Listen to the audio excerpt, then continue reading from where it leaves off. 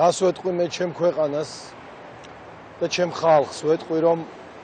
უფრო მეტად მიმტევებლები, უფრო მეტად მობიერები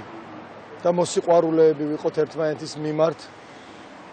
ჩვენ თავზე, ჩვენს კეთილდღეობაზე, ჩვენს პირად ბედნიერებაზე მეტად გვიყვარდეს ჩვენი ქვეყანა, ჩვენი მამული,